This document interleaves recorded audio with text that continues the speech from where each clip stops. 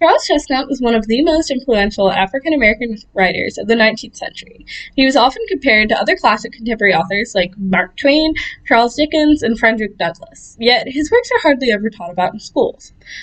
Chestnut wrote many essays and novels, two of his most popular being The Mirror of Tradition, which is a short story collection published in 1901, and The Conjure Woman, which is another short story collection, of which excerpts such as The Gifford Grapevine were published in newspapers across the East Coast of the United States.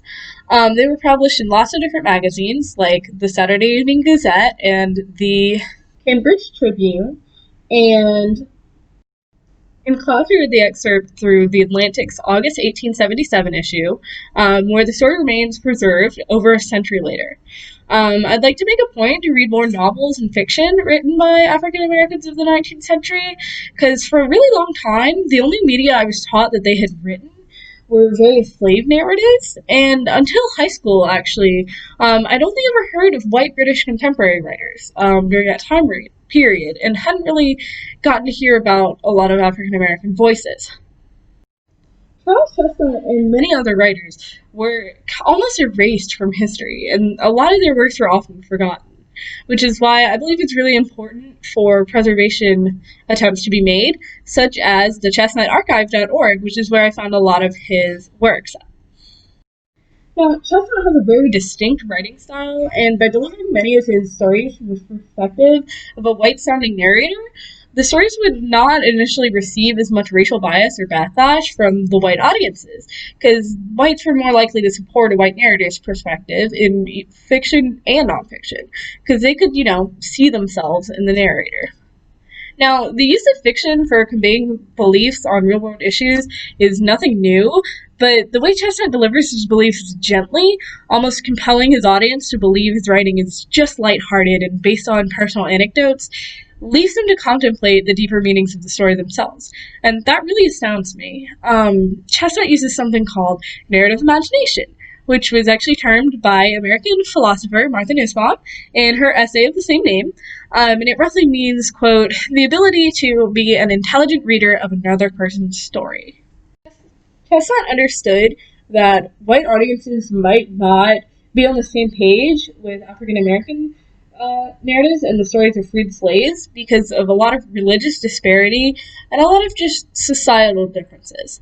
So, by employing a white narrator and putting himself in the shoes of his white audiences, he's able to gain a lot of control over his audience, and he can make palatable to Southerners even abolitionist beliefs, which I thought was really cool and really interesting, because I know a lot of contemporary writers focused more on their beliefs and just set that in stone and kind of forcefully push that onto their audience rather than adapting to what the audience thought.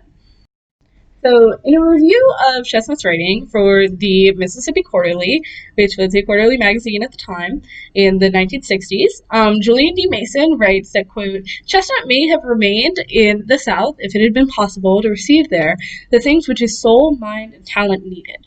For even with an Ohio address, he never forgot or wanted to forget all the South taught him, and he wanted to use both its good and bad lessons for the betterment of mankind.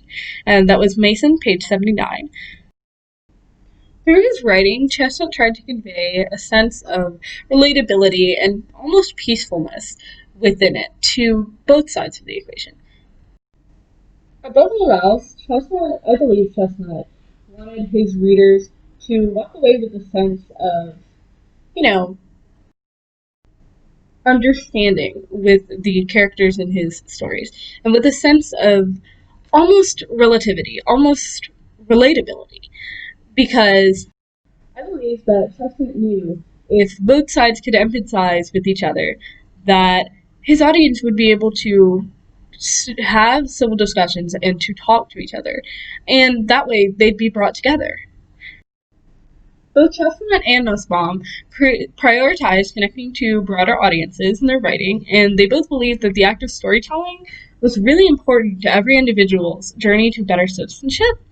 And although many decades and genres apart, Chestnut's a fiction writer, Nussbaum's a philosopher, I believe they shared a lot of the same beliefs.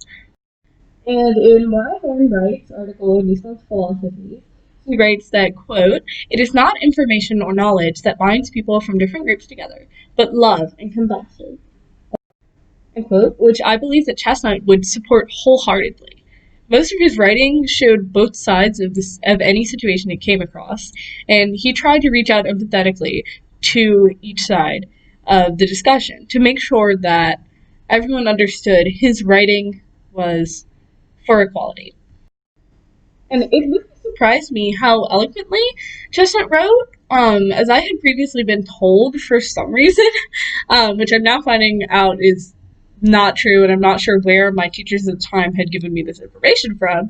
But I had previously been told that it was still illegal for freed slaves to seek education at public universities and to be published as a whole.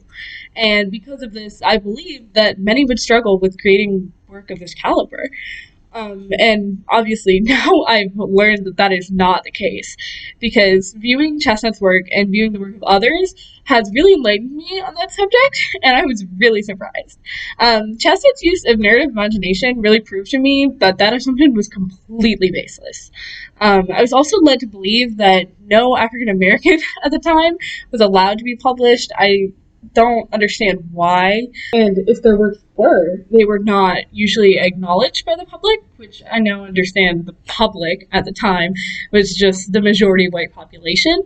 And while that may be true, when reading over Chestnut's works, I realized that even though they were published, he was more likely forced or pressured to write them in a manner pleasurable to the white folks rather than truly choosing to do it of his own style.